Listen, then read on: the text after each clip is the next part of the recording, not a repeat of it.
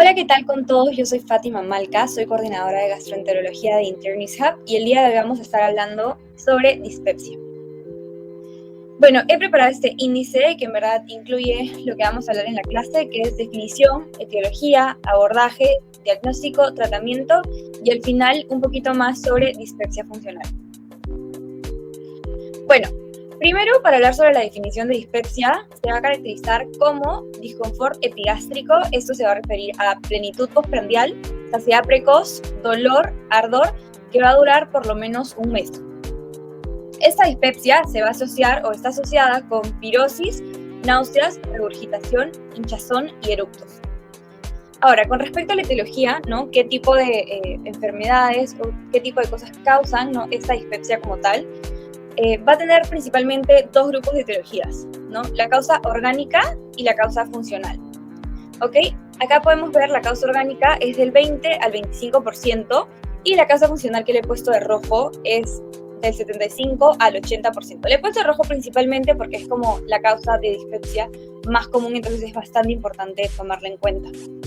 Y bueno, ¿con qué nos referimos a dispepsia funcional? Si bien la vamos a explicar mucho mejor al final del video de la clase, dispepsia funcional principalmente se refiere a una dispepsia que no tenga una causa subyacente que podamos encontrar en la evaluación diagnóstica, ¿no? Como mencioné, lo vamos a mencionar y lo vamos a explicar mucho mejor al final, pero principalmente es que al momento de buscar una causa, por decirlo así, a estos síntomas, en la evaluación, por ejemplo, endoscópica, ¿no?, en las diferentes pruebas, no se encuentra una causa que pueda explicar esos síntomas. Y ahí es cuando se le denomina dispepsia funcional.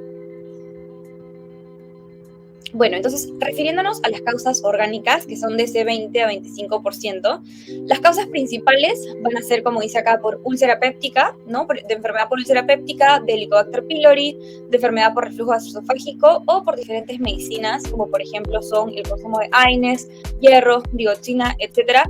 Y otra de las causas es la malignidad gastroesofágica. Bueno, acá también he dividido las diferentes etiologías de causas orgánicas, describiendo un poquito cada una. Como mencioné, la enfermedad por úlcera péptica es una de las más importantes, las más comunes, y acá he puesto las características más importantes, ¿no? Esa va a ser la causa benigna más frecuente.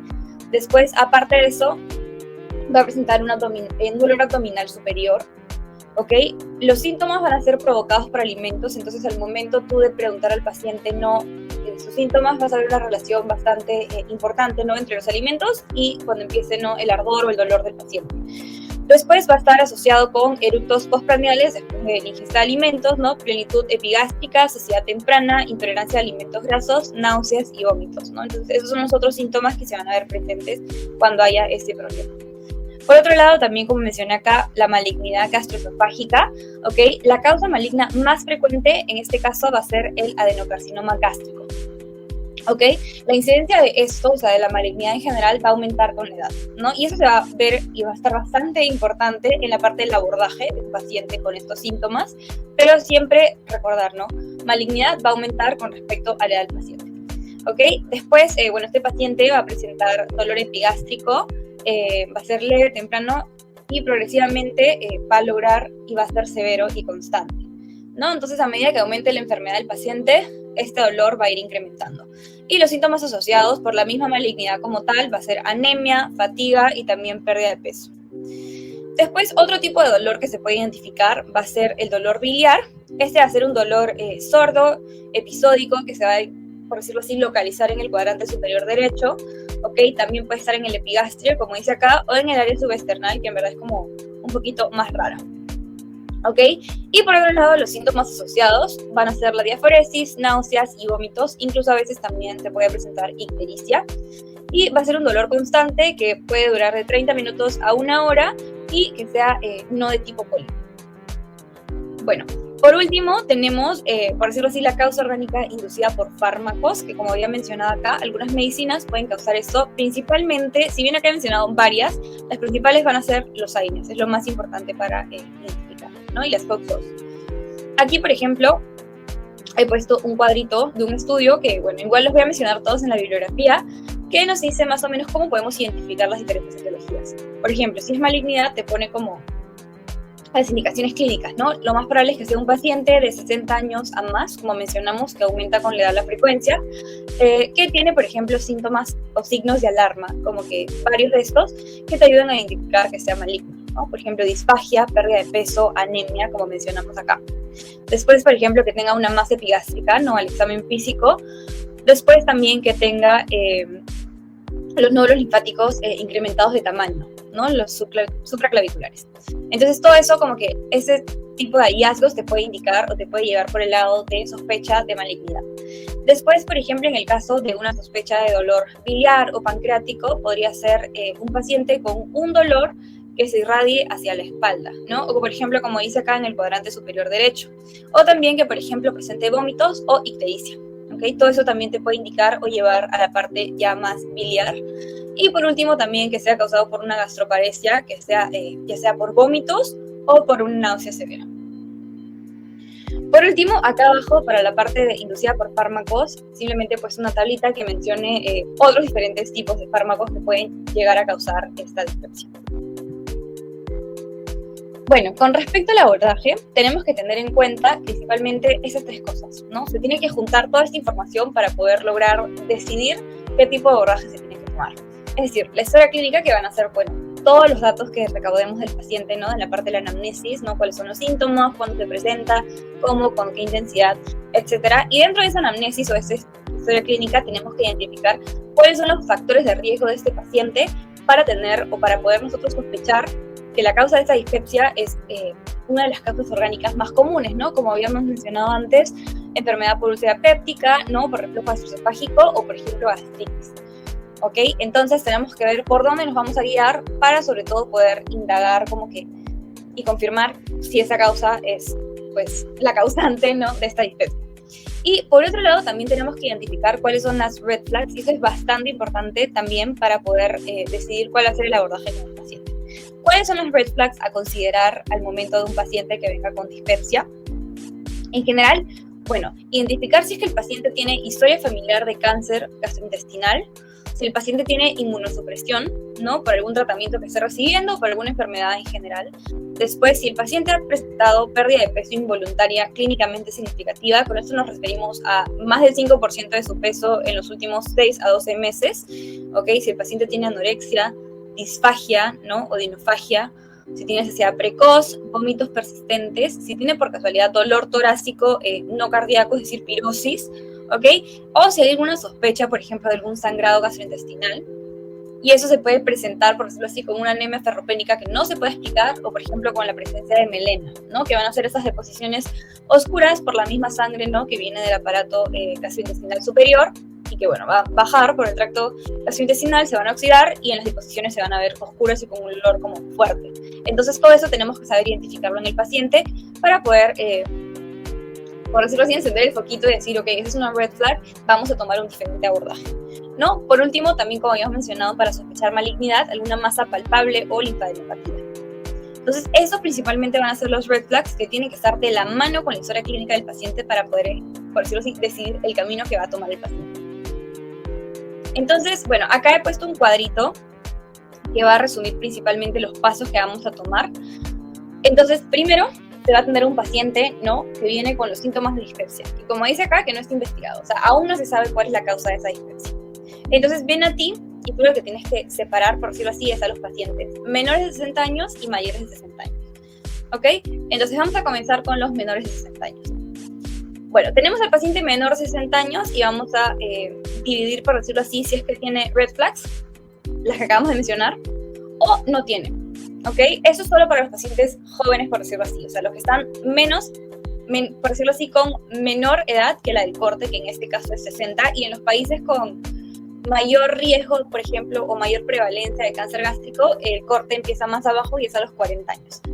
¿Ok? En nuestro caso, en el Perú, por ejemplo, es a los 40. Entonces, los pacientes que son menores de edad se van a repartir entre los que tienen red flags y los que no. Si es que el paciente, por ejemplo, sí presenta varias de esas red flags, ¿no? Como dice acá, varias o severas, pues se tiene que considerar de frente una endoscopía, ¿no? Entonces, se considera endoscopía, como dice acá también, esa va a ser juicio del doctor, ¿no? Pero se debe considerar el hecho de realizar una endoscopía. Ahora, si el paciente no presenta o presenta, por ejemplo, una red flag que no es como que tan severa, no es tan importante, lo que se tiene que realizar es el test para Helicobacter pylori.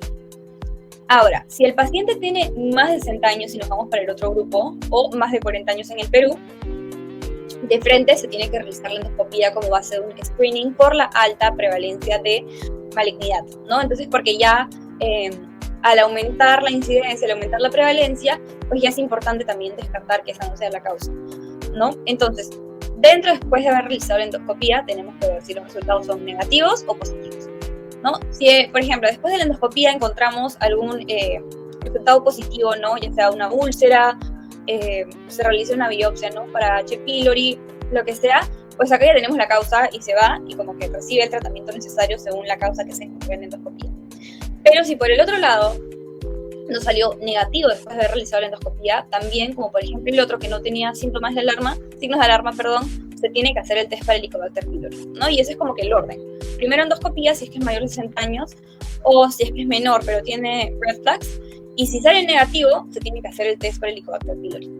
Ahora, si el test, por ejemplo, sale negativo, lo que vamos a optar es para hacer un tratamiento, por decirlo así, empírico, o sea, es como un tratamiento de prueba con bomba inhibidora de protones, ¿ok? Y se va a ver si es que hay una mejora o no.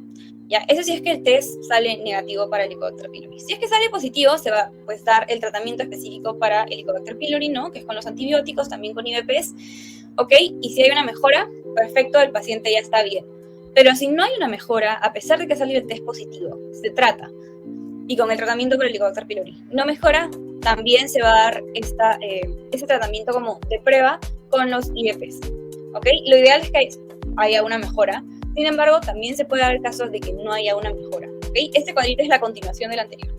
Entonces, en el caso de que no haya mejora, se tiene que recetar, o la siguiente línea, por decirlo así, sería los antidepresivos tricíclicos, ¿ok? Esa es como la segunda línea, la segunda opción, ¿no? El segundo pasito, y puede que algunos pacientes mejoren aquí, pero puede que también, como en el anterior caso, no mejoren, y el siguiente paso sería los procinéticos, ¿no? En caso el paciente siga sin mejorar, el último paso, por decirlo así, va a ser considerar la psicoterapia, es decir, una terapia cognitivo-conductual, en la que ya sería como la última línea para intentar que el paciente no mejore con eso y los síntomas de la dispepsia disminuyan en este caso.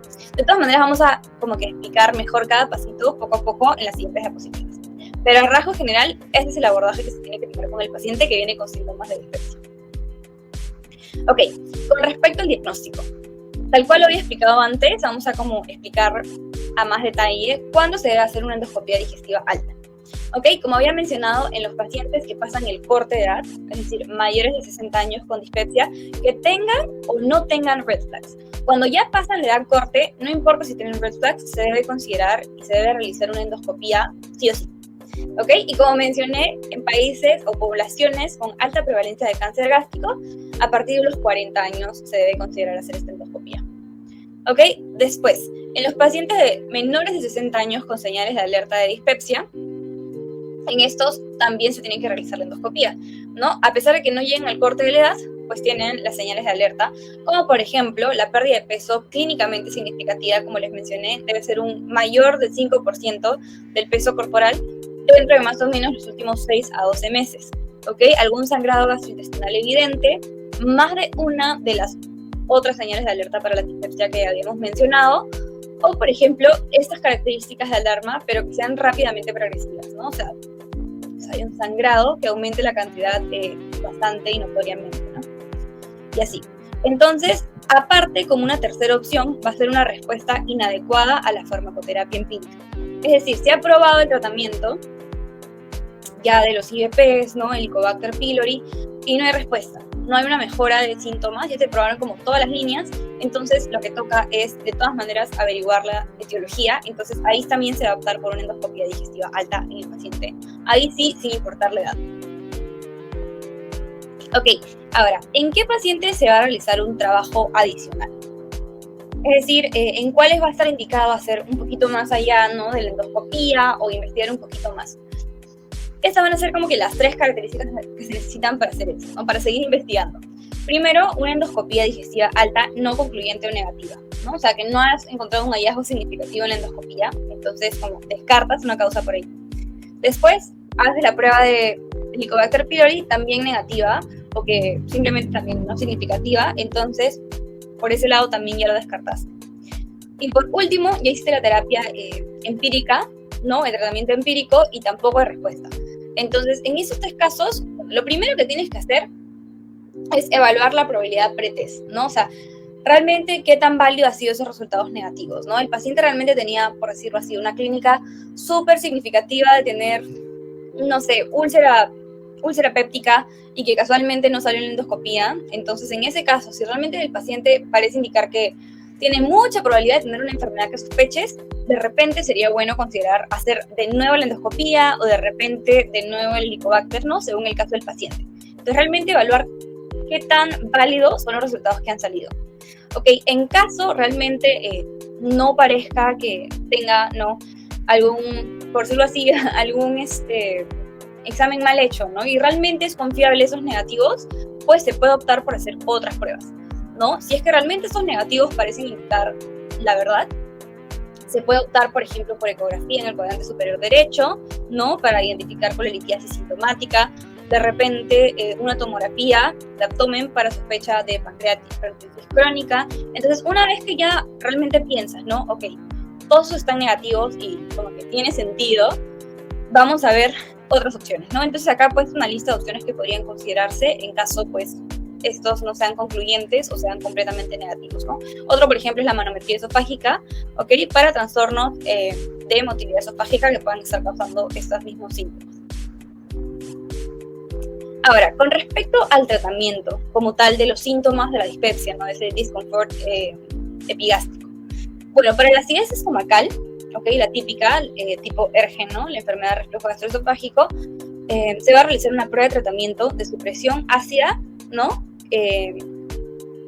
Con la bomba inhibidora de protones, con la inhibición de bomba de protones durante 8 semanas, ¿ok? Después, para la dispepsia típica, ¿ok?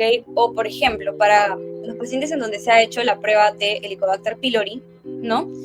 Y ha sido negativa, o pacientes que van a continuar teniendo estos síntomas después de habérseles erradicado el H. pylori, también se va a realizar la misma prueba, ¿no? Con inhibición de bomba de protones durante 8 semanas. Ahora, como habíamos mencionado, si es que este tratamiento con los IDPs durante las 8 semanas no funciona, se va a optar por el siguiente paso, que son los antidepresivos tricíclicos. Si es que no funcionarán también, van a ser seguidos de los procedimientos y estos seguidos de la terapia psicológica, ¿ok? Después, para los pacientes que reciban una prueba positiva, un test positivo para Helicobacter pylori, pues el tratamiento específico va a ser la terapia de erradicación del Helicobacter pylori, ¿no? Con los antibióticos, también para los IVPs, y después del tratamiento se debe confirmar su erradicación después de 4 a 6 semanas de haber completado el tratamiento.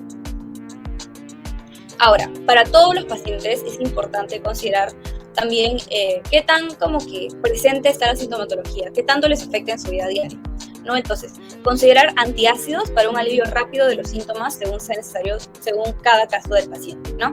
Y algunas medidas no farmacológicas complementarias, ¿no? A todo el tratamiento farmacológico que puedan ayudar al paciente también a disminuir los síntomas y también cambiar estilos de vida, ¿ok? Aquí de todas maneras he puesto una lista sacada de ambos de los diferentes fármacos que se puede usar según como que cada necesidad, ¿no? Por ejemplo, las IEPs, acá puse una lista, el omeprazol, esomeprazol, pantoprazol, etc. Acá, por ejemplo, he mencionado los antiácidos que se deben considerar para un alivio de los síntomas. Acá está, por ejemplo, el carbonato de calcio, ¿no? El hidróxido de magnesio, el hidróxido de aluminio. Entonces, bueno, esos serían los fármacos, por decirlo así, a considerar.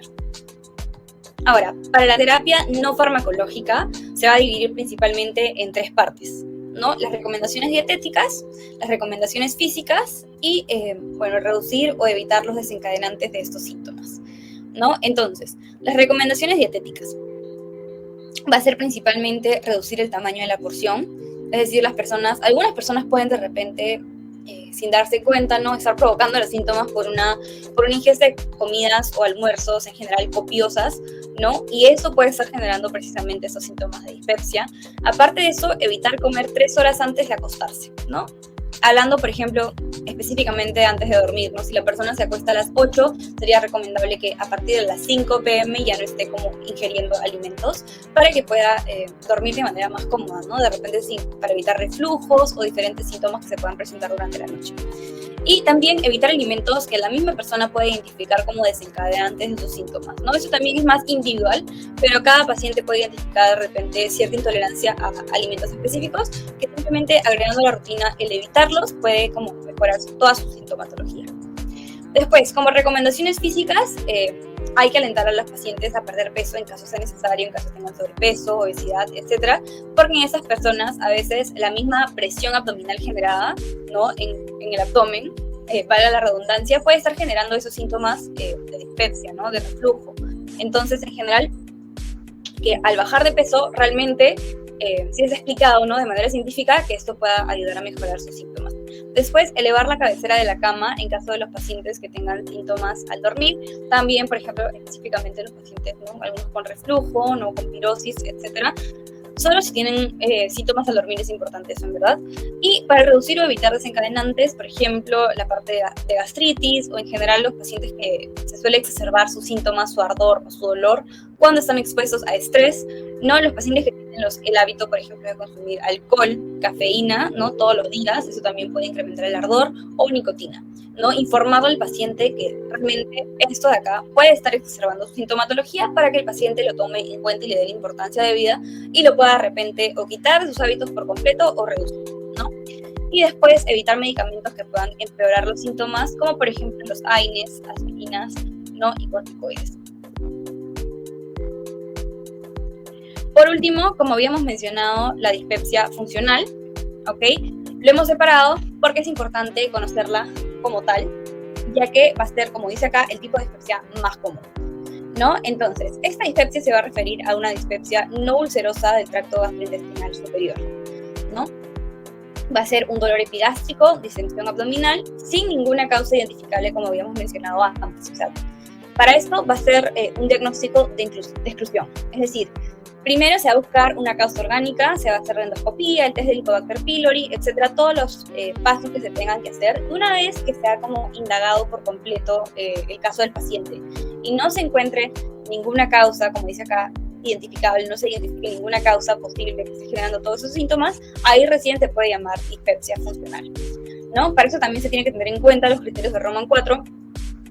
Para dispepsia funcional, como dice acá, van a ser síntomas presentes al menos 6 meses antes del diagnóstico, ¿no? Y que hayan empezado medio año antes y que al menos hayan estado por 3 meses activos, ¿ok? Y que se presente uno o más de estos, ¿no? Entonces, llenado postprandial, por decirlo así, ¿ok? Saciedad precoz, ¿no? Ardor epigástrico, dolor epigástrico y, por ejemplo, como dije, al momento de indagar, que no haya evidencia de enfermedad estructural que pueda explicar esa sintomatología, ¿no? Al momento de realizar la endoscopía o, por ejemplo, al momento de indagar la infección con Helicobacter pylori y que haya en general una ausencia de enfermedad orgánica, ¿no? Y, bueno, esos síntomas que interfieran con sus actividades diarias. Entonces, al menos uno de estos síntomas presentes en los últimos, por 3 meses activo, en los últimos 6 meses, dentro de ese intervalo, van a indicar una dispepsia funcional. ¿Y cuál es el tratamiento? Va a ser igual que los anteriores, acá está como más ordenadito en primera, segunda y tercera línea. Va a ser IVPs por 8 semanas en dosis estándar, ¿ok? Por ejemplo, de 20 a 40 miligramos de omeprazol diario, ¿ok? Segunda línea, si es que no mejorara con IVPs por 8 semanas, como dice acá, si no hay mejoría después de estas 8 semanas con los IVPs, se va a considerar usar antidepresivos tricíclicos, como por ejemplo la amitriptilina. Ahora, después de este tiempo, ¿no? Con esos antidepresivos tricíclicos, si no hay mejora tampoco, recién se puede considerar la terapia procinética o la terapia psicológica, ¿no? Entonces, como dice acá, si no hay respuesta con los IVPs ni con los antidepresivos tricíclicos, pasamos a la tercera línea. Terapia procinética, que por ejemplo va a ser la metoclopramida, ¿ok? Es hacer como dentro de la tercera línea el primer paso. Y si es que con eso tampoco hay mejoría del paciente, se puede considerar terapia psicológica, una terapia cognitivo-conductual, porque de repente un factor psicológico es lo que esté causando esta sintomatología del paciente. Entonces eso sería todo por la clase del día de hoy. Espero que les haya gustado. Esa es toda la bibliografía que se ha utilizado. Así que, espero que les haya servido un montón.